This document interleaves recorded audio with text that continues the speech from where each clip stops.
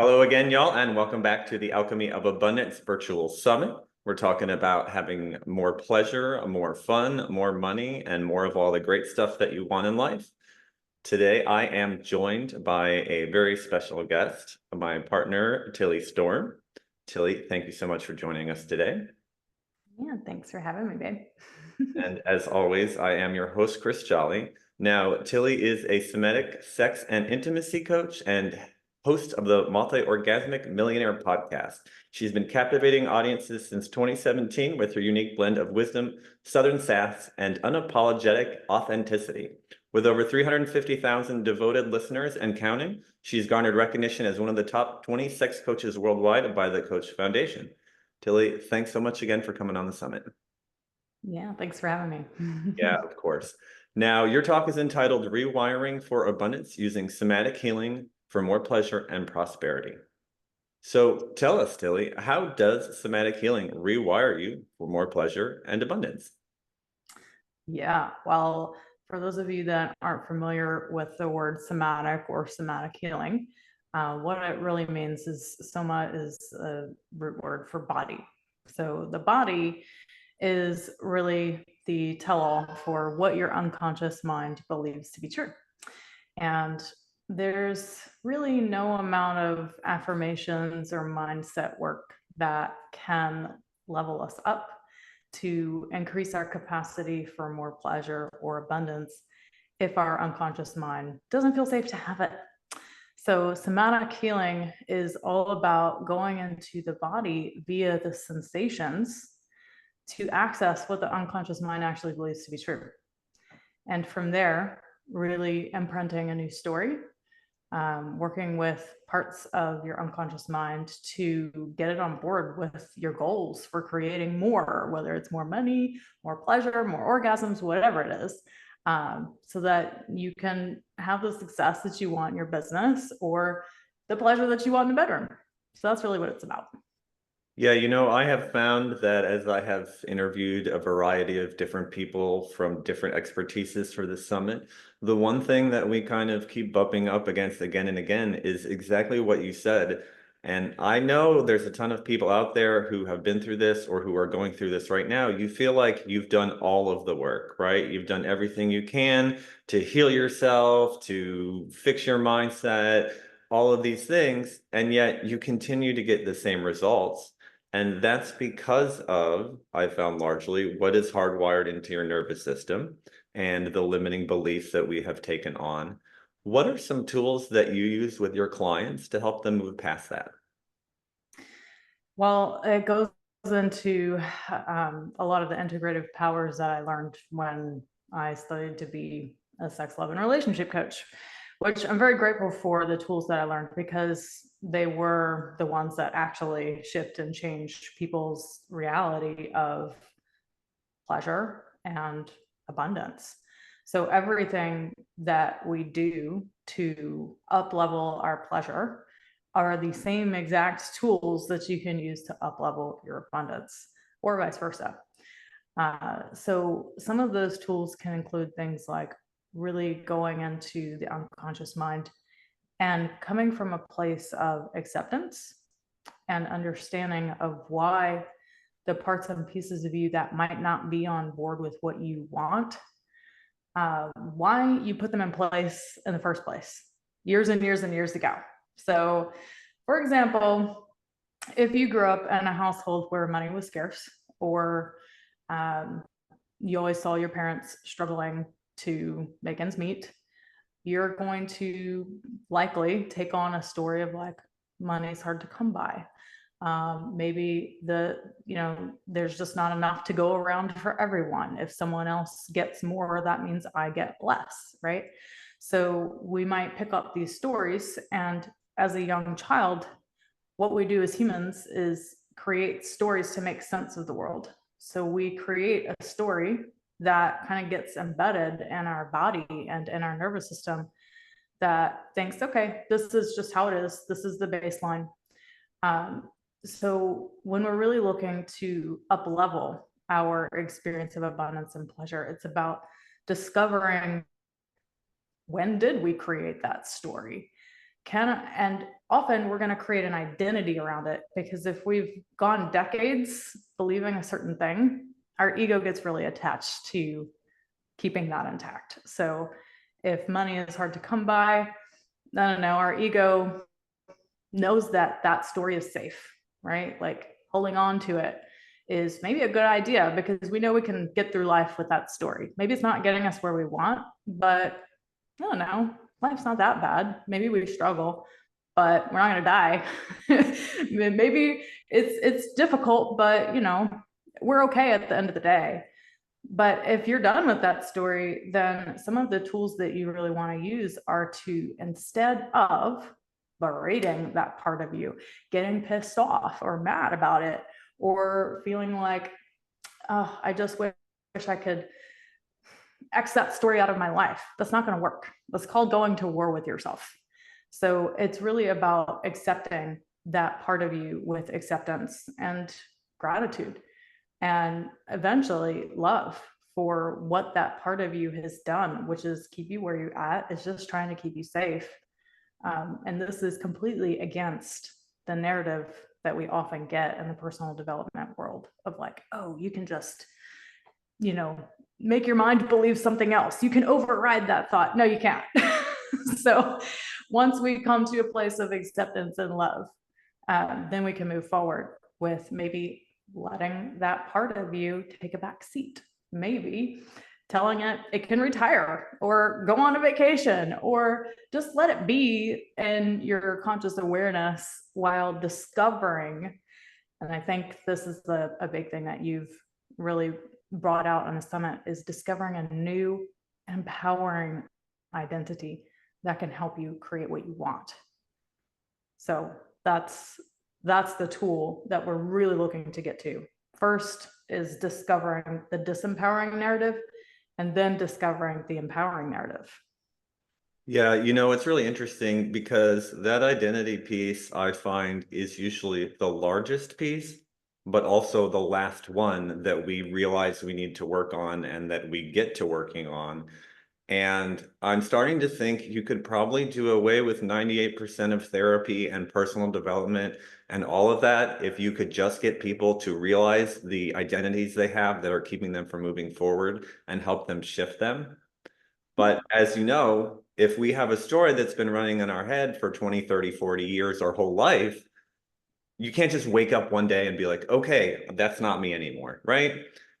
There are techniques and tools you can use, but you need to consistently work to continue to embody that identity and make it authentic.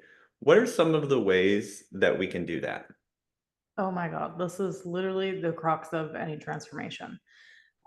It is all about identity. I mean, you and I have both studied so many different modalities of healing and therapy, and we've done all of the things that I know about. I mean, maybe there's stuff I don't know about, but at the end of the day, what it comes down to is, who do you believe you are?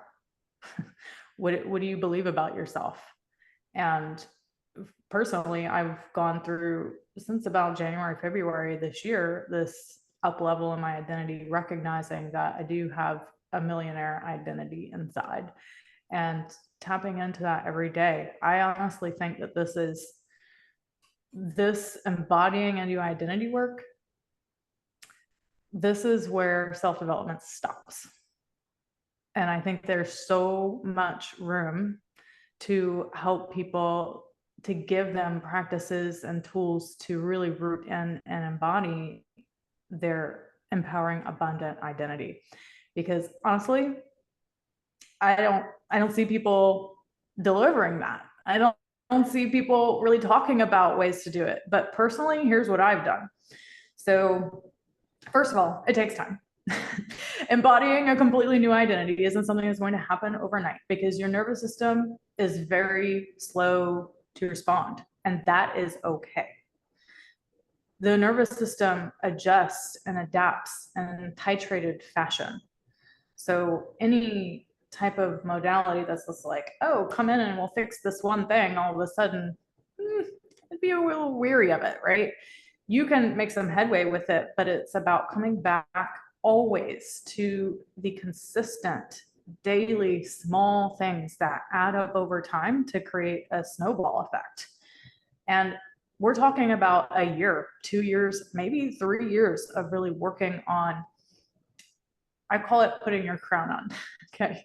So when you're wanting to embody a new empowering identity, whether it's for abundance or pleasure, your multi-orgasmic self, whatever it is, it's about, I envision myself in meditation or breath work, literally like, okay, crown on, I'm going to show up as the queen of money, the queen of pleasure, the queen of whatever.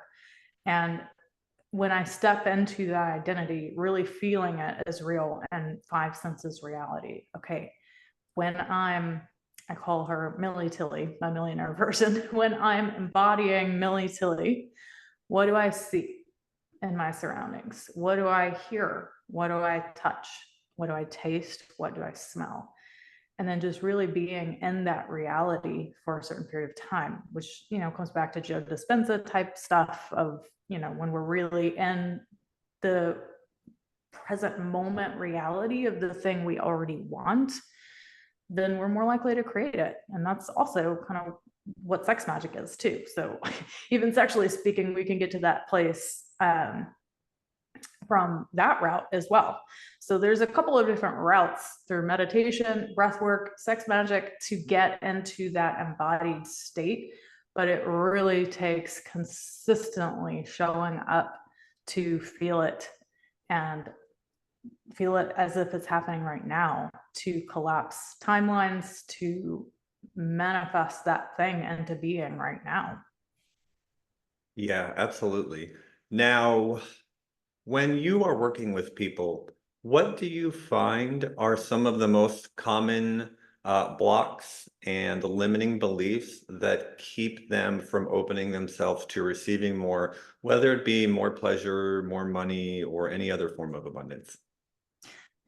Like 95% of the time, the first thing that is going to pop up is an inner child. So, an inner child with their disempowering narrative and belief about whatever the thing is that you want, especially when we're looking at relationships and pleasure.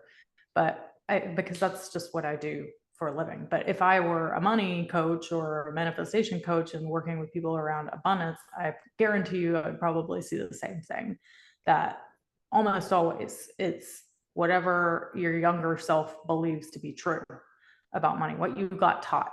And it's about separating who you are now and what you want to be from that thing in the past. Can you make space to discover that those beliefs aren't even the real you? It's not the present moment you. It's an outdated, disempowered version of you. So if it's not the inner child piece, it's a repressed or blocked emotion. So whether it's guilt, shame, fear, disgust, those are the four main ones. Especially around pleasure, disgust is a little more common, but around money, it might be as well, because if you grew up believing that only terrible people were wealthy, then you might have an unconscious disgust around money because you don't want to be associated with that. Your ego doesn't want to be a part of that. So yeah, either inner child or some repressed, blocked emotion is what pops up. Makes sense. Don't let the kids run the show. You wouldn't let your kids run your life. Don't let your inner child run your life either. But it is. It's the For annoying thing in our relationships and in our businesses. Like, oh my God, if you just did inner child unconscious unprogramming, uncoupling around your business, like how much are you unconsciously running your business from your younger self's beliefs? Like you are. If you're having problems and you've come up to a block, you fucking are. Like, I know it's kind of hard and what, but it is. And, that's why we get to do this work, because it really takes the patterns and the glass ceilings that we come up against. And when we do the work on the unconscious patterns and beliefs, then we can bust through them and reach new levels. yeah. Now, Tilly, your area of expertise, as you said, is sex, love, and relationships. Can you explain how tapping into sex magic, how working to improve your relationship and partnership can actually lead to more abundance in other areas of your life, like more abundance in business, more money, more fun? Yeah, for sure. Well, the first thing I want to say about that is that sexuality is like the last frontier of personal growth and development. It's also the last one that people want to look at. But I guarantee you, if everyone who wanted to be the best version of themselves, if you have had that thought or come to that realization, if you go directly for sex and you skip all that other garbage, you're gonna like take off decades of your healing journey right there. You're going to go to the root of everything. So sexuality work is the deepest, most in-depth, because it works at the level of mind that is needed to up level and upgrade the stories. So, you know, people who are into mindset or yoga or I don't know, cognitive behavioral therapy, dude, that stuff, you'd be doing that stuff for decades. And maybe it's gotten you some help. You know, I'm not saying that it doesn't help people because I know it does, but at the end of the day, you dive into sexuality, you are going into the unconscious, you're going into the source of the blocks itself. If you have pleasure blocks, then guaranteed you have money blocks. If you don't know how to surrender and let go of control and sex, guaranteed you don't know, you probably have a big problem surrendering and letting go of your business to employees. If you struggle to hit that next level, then it's likely you're probably only able to have one orgasm during sex, and multiple ones seem really challenging for you, right? So there's so many parallels that we see. In regards to sex magic, this is a very advanced sexual practice. So I kind of look at it as like there's 3 stages of sexual awakening and growth. That when, you know, if you were never had done any personal growth or development work before, and you came to me and was like, okay, I want a better sex life, but I also want more money in my business. Great. Here's how we're going to work through that. We're going to work through first just reclamation. Can we get to a point where you feel really amazing in your body, where you don't have guilt and shame about your sexual desires, where you feel like you can show up and express yourself and your needs and your wants and feel like you can receive that? That's reclamation. Then we move into expansion. So expansion is about, okay, can I expand my capacity to receive more? Whether it's more types of orgasms, there's at least 8 different types, by the way. So if you're only having one for women, you barely touched the tip of the iceberg. Men can have 3. So expanding your capacity to receive more pleasure, you're also expanding your nervous system capacity to receive more abundance. And then there's the 3rd stage of growth and development in regards to sexuality, which is mastery. And mastery is once you've unlocked the pathways in your body to receive more, to move more energy through your body, then you can learn how to direct the energy and have control over it. And this is where practices like sex magic, learning to use your sexual energy to manifest what you want, it is an advanced technique, because those pathways actually have to be open. And for most people, they're not. And then you can also use your sexual energy to heal different parts of your body. And, you know, if you have chronic issues, if you have pain, if you have illnesses, you can learn to use the sexual energy to send to certain parts of your body to heal it. But these are mastery level techniques. So anyone that's never done sexuality work and you're like, oh, sex magic, I'm gonna go right into it, you might find that the results are kind of lackluster at first. And if so, that's generally because you still got blocks on those other 2 levels, the reclamation and the expansion phase. So that's kind of how that works.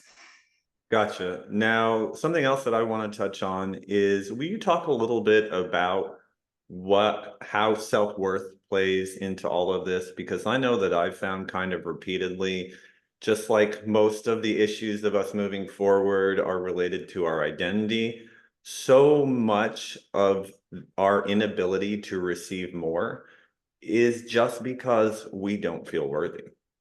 Mhm. Yeah, yeah, for sure. I would say when I was doing tons of sexuality practices and my training back in 2016, 2017, there were some practices where, and what I mean by practices, I mean embodied self pleasure practices. So it's literally self pleasuring my way to feeling worthy. Okay. It is so powerful to use pleasure as a catalyst to upgrade those stories. There was one practice I remember doing where you were literally self-pleasuring, touching yourself. And in the audio guided practice, you were repeating to yourself, I am worthy, I am worthy, I deserve it, I deserve it. And you're so in your unconscious mind. So when we go back to somatic healing, self pleasure is a somatic tool to heal because you're activating your body and your senses. You're activating your unconscious mind. So, whatever you're telling yourself in the moment of self pleasure is what's going to manifest. So, if unconsciously, or maybe you are aware of that thought of, I'm not worthy of pleasure, I'm not worthy of pleasure. And every time you self pleasure, you have that iggly wiggly thought in your head, oh, I'm not worthy, or I'm not worthy of abundance. Um, that heightened sexual state that is what you're going to manifest. So when you're really wanting to up level your sense of feeling worthy and deserving, you can use self pleasure to rewire that story. There's also a tool that I use with my personal clients where I literally have them envision their own internal thermostat of feeling worthy. So if you were like, if I were to ask you, how worthy, Chris, do you feel of experiencing a business that pulls in $1 million a year? Like on a scale of 1 to 10, what would you say right now? 7. Okay. So out of 7, you would then recognize, what does that feel like in my body? What does that actually feel like in my body to know that I'm only worthy of $1 million a year business at a level 7? And really going into those sensations shows us the blocks. Okay. And then I have you up that level. Okay. Internally, if you were to turn up that thermostat from a 7 to an 8, what does that feel like?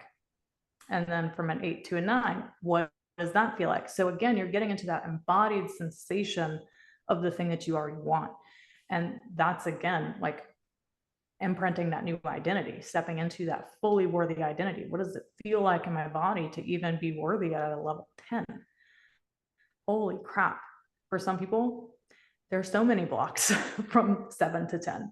And we get to work through those incrementally. They don't just disappear overnight, but the more that we really tap into what I call the felt sense, the sensations of worthiness, the more that it becomes familiar to your nervous system. The nervous system is always going to choose a familiar hell over an unfamiliar heaven. So if it feels unfamiliar, it's like, nope. But the more you practice and get used to the sensations, and the sensations, they might feel like a stretch or really hard to get to, the more that you can practice being in the sensational experience of worthiness, the more safe it's going to feel to your nervous system. Fantastic stuff. Now, Tilly, before I let you go, your free gift is called 5 Days to Epic Pleasure and Passion Mini Course. The link for that is right below the video, so y'all can go check it out. Can you tell everybody more about that? Yeah. So this is a conglomeration of pretty much all of the free things that I've given over the past 7 years. So it has everything on the nervous system and why it's kind of the root of transformation, why it's the core of transformation. It has everything about your robotic language. It's an amazing in-depth audio program to help you understand on a deep level everything I'm sharing with you now. Plus, there's guides for how to start a jade egg practice, a relationship check-in with your partner, all sorts of awesome stuff. So yeah, go download it. Excellent. Fantastic. Tilly Storm, thank you so much for being on the Alchemy of Abundance virtual summit. Thanks so much for having me. Absolutely. And everybody else, thanks for tuning in again, and we will see you on the next talk. Ciao.